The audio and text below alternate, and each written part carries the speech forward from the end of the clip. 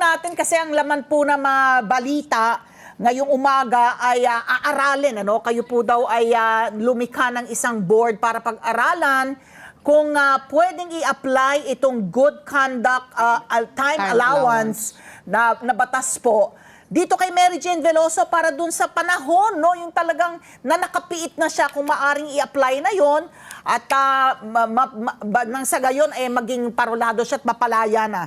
General, kamusta po kasi sinasabi nyo, nasa bahasa pala yung lengguwahe ng mga records? Opo, nasa bahasa language po kaya mag-aano pa kami ng app na i-convert from bahasa to English. Oo. Oo. Of course, papatulorin na rin kami kay Mary Jane kasi si Mary Jane mas marunong pa mag-Tagalog mas marunong pa magbahasa kaysa mag-Tagalog eh. Oo. Baka mababasa niya na yung yung kanyang papa-interpret namin. Oo. And how does that work po? Kasi syempre ang sinasabi po natin, kahit pala yung PDL ay nakapiit abroad. So nandoon pa, I don't know kung meron pong provision sa batas o hindi ko alam kung nilalaman yan doon sa revise po kasi yung IRR na nilagdaan po noong December 13, kung mapapasama siya o siya ay magiging eligible, gayong ang time served niya was not here in a local prison facility ng Bucor, kundi po sa ibang bansa. So counted din po yon kahit sa ibang bansa po nagsilbi ng sentence. Ayun po ang pag-aaralan ng board. Kung siyempre parehas lang naman ng serve ng time, 14 years din yun. Kung hindi naman natin i-count yun, kawawa naman si Mary Jane, i-start siya ng zero. So, there will be injustice. Pero, of course, sa board yan eh. They have to weigh all legal remedies in favor of Mary Jane. Wala naman sigurong tututol, Opo, saka nababalitaan ko, may good conduct din siya. Nag-ano siya doon, nag-aaral siya magbatik, marunong, nag-leader pa raw siya sa simbahan. And then nag-aaral pa siya ng mag-gitara, mag-piano. So at tingin ko, talented na magiging talented si Mary Jane.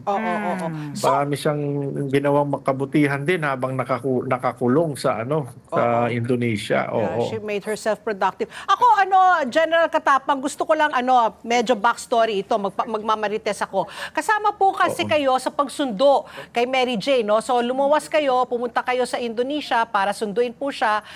Yung gusto ko malaman, how big was the party, the contingent? Ano po yung mga proseso po na kailangan yung gawin para po siya makauwi po dito sa Maynila po? Ang lahat ng pong processing yan nasa DFA, kaya kasama namin si Yusek Ed De Vega. Oo, siya na kina-negotiate, and then siya naman nagharap. And then nung turnover ng Indonesian Correctional o Penitentiary si Mary Jane doon sa kanila namang DFA o Foreign Affairs Office. And then sa Foreign Affairs Office ng Indonesia, turnover naman sa Department of Foreign Affairs natin ng Pilipinas. And then yung DFA naman, sa Philippines, turnover naman sa akin.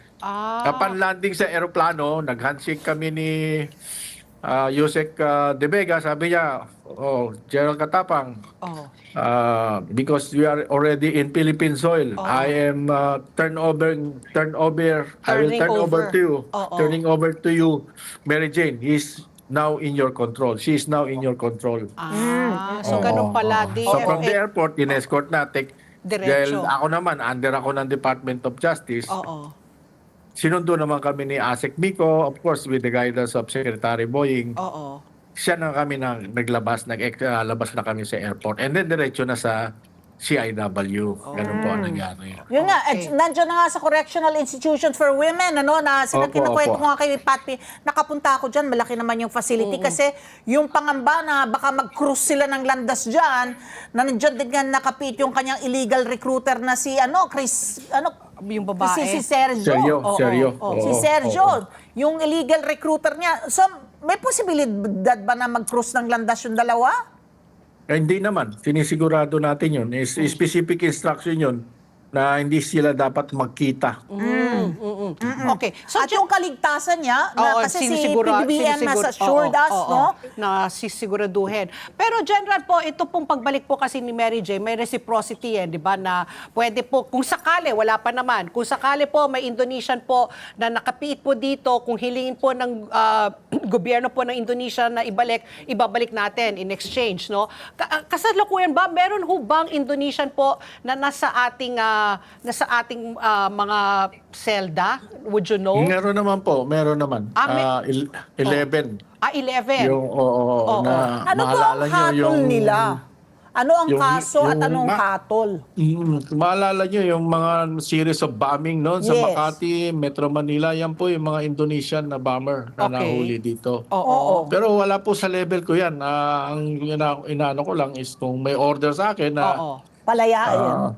palayain. Kasi meron nangyari rin yan daw eh. Kinikwento May sa akin president na may nauna ng kaso na ganun. na hindi na lang na news.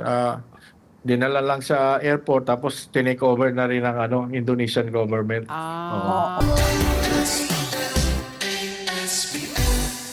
Let's get together. Sunday 25. Sunday 25.